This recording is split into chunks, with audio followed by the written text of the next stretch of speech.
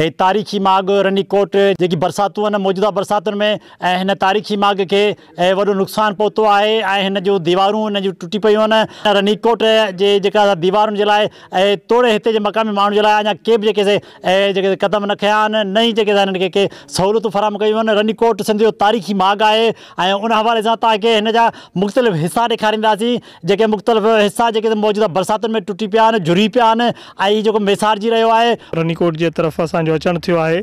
जीअं ई असां सन खां एंटर हिन तरफ़ थिया आहियूं त जेको लिंक रोड आहे उहो मुकमल तबाह थी चुको आहे ऐं सन नए ते हिकिड़ो डैम हुयो उहो टुटण जे करे हीअ हंधा हंधा जेको लिंक रोड आहे रनीकोट जे तरफ़ ऐं अंदरि मीरीकोट जे तरफ़ ख़तमु थी चुको आहे।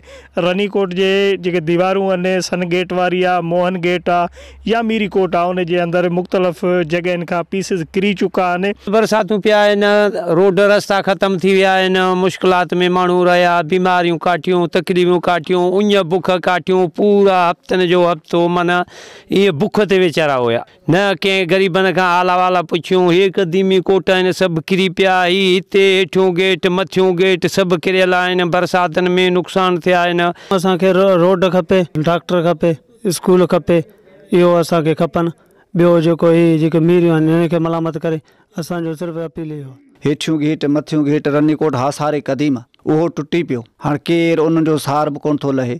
ग़रीबनि जा जेके ॻोठ आहिनि मथे जबल खां हुन पासे हफ़्तनि जा हफ़्ता माने उञ पाणी जाम आहे ख़ुदा जो पर बुख ते सहूलियत कोन्हे को एम्बुलेंस वारो सिस्टम बि कोन्हे को डार्सन बि नथा हलनि को रस्ते में मरियो था वञनि के रसी बि वञनि था भाग वारा उन्हनि जे हिसाब में आज़ार में आहियूं। किले जे अंदरि तक़रीबन 50 घर आहिनि। ही रस्तो हितां टुटी पियो रोड टुटी पियो हिन बरसातुनि जी करे पोइ असीं ॾाढो तकलीफ़ में पइजी वियासीं।